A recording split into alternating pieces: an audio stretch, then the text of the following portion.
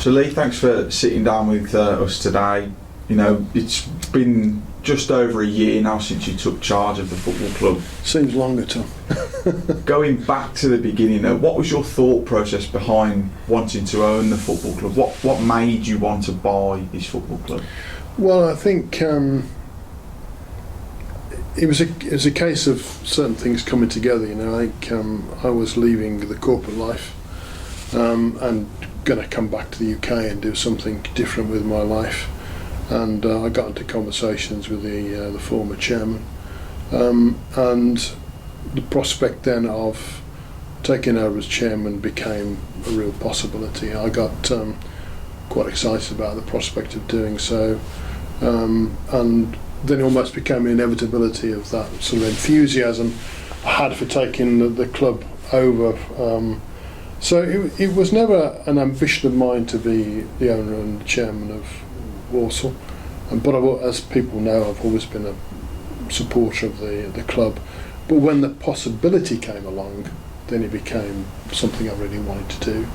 You know, we then concluded the deal, and I took the club a year ago. And what a year it's been. So it wasn't really an ambition, but it just became an opportunity, and I seized it when it came as that opportunity. I just seized it straight away because it was something that really excited me to do it.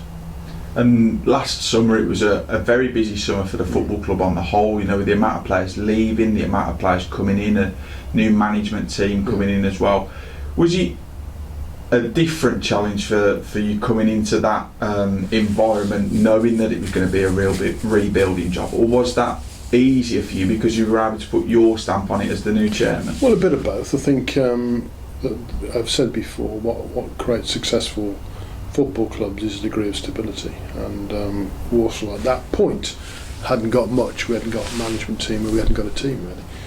I think we were left with 3 or 4 professionals, and so there was a big rebuild job, we the first job was to go and find a manager. You know, there's no point in getting players, you've got them to manage them.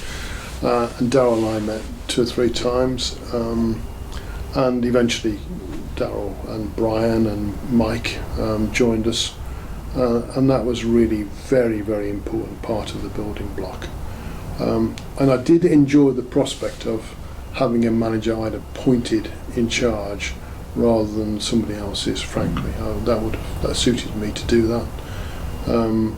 It was a very good choice in my view at the time, and it still is. The whole team, not just Darryl.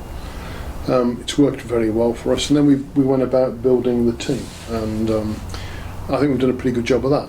You know, I think it took a time to get the team gelled and to get them to know each other, but I think once they did, and we saw how good Walsall could be in the last few weeks of this season. Unfortunately, then it all fell apart, but we saw how good Walsall could be, and if the season had carried on, I'm not sure we'd have made the playoffs, but we might have done.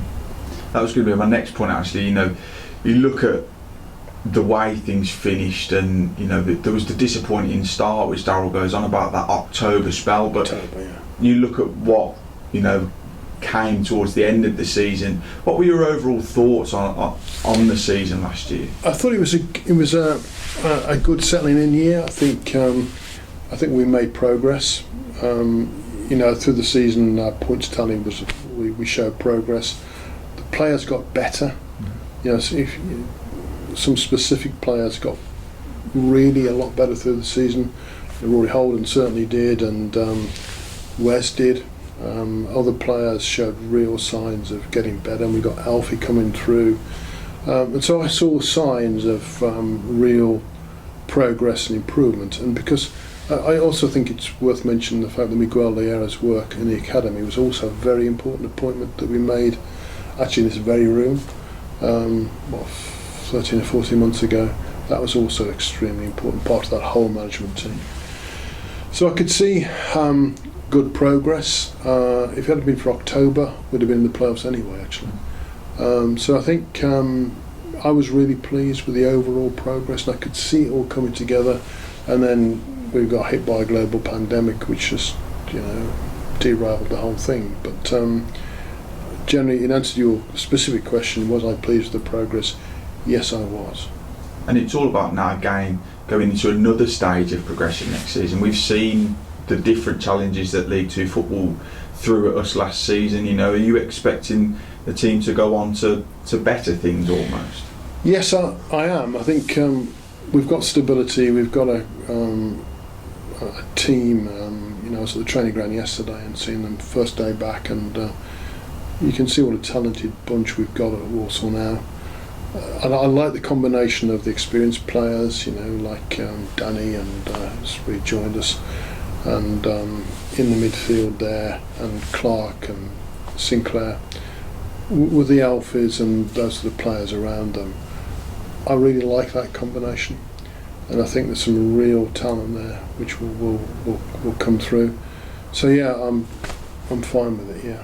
And speaking to Danny yesterday, myself, he said, there wasn't much in the league last year. You could go to Stevenage, who finished bottom, and you could have a really difficult game. You could go to Swindon the next week, and you could end up beating them and bettering them. Was that something that you saw as well? There wasn't much in the league.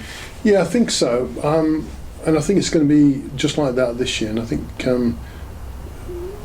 with the rules around football going forward as well, and with the impacts of COVID, I think the likelihood of teams being more equal will increase rather than decrease. I think being able to throw huge amounts of money at football clubs to almost create a situation where you're trying to get up because you throw more money at anybody else, they're gone. If they haven't gone, then the world's mental. We cannot do that.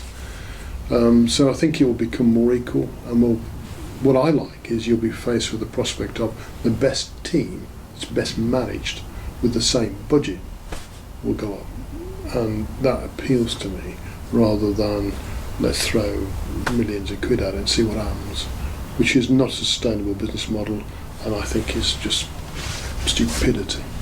So I'm looking forward to the season, whichever form it comes, frankly. But I think it'll be better for it, but we're well. As I said on a couple of these interviews, we're well positioned.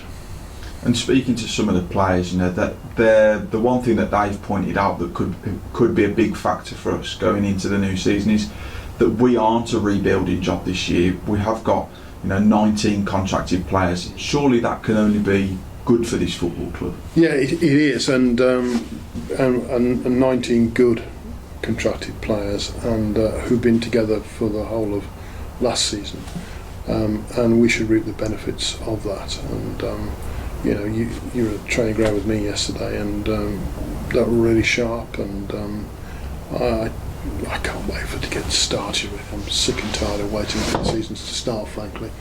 But I do think, as I said in the previous time we talked, I think we're on the brink of something quite important and quite special, and I want us to get on with it. And I think that on a final note, we mentioned that there was a lot of change over the first year of you being here. Is there anything that you would go back and change, or is there anything you're looking to change moving forwards? Not really. I think I wish we hadn't got October. I mean, if we couldn't avoid October, I think we'd have been having a different sort of conversation. We might even be in League One. But I can't really change that. I think what we did was build the right management team with a talented team. Steph and Dan have been brilliant. I've got to tell you that through this whole process of managing through a global pandemic as a football club. Outstanding management team. The guys have taken stick over the years, frankly, but often very, very unfairly. But as the chairman, those two have been absolutely outstanding in managing the club through this process, and they should be recognised for that. And I think the other thing, the changes I did make was I wanted to get a better relationship between the fans and the board, and I think been pretty good doing that. You can tell the season tickets are up, despite the fact we don't know the football season going to damn well start. The number of shirts we sold is up. They're all indicators. And the fans have been great to me.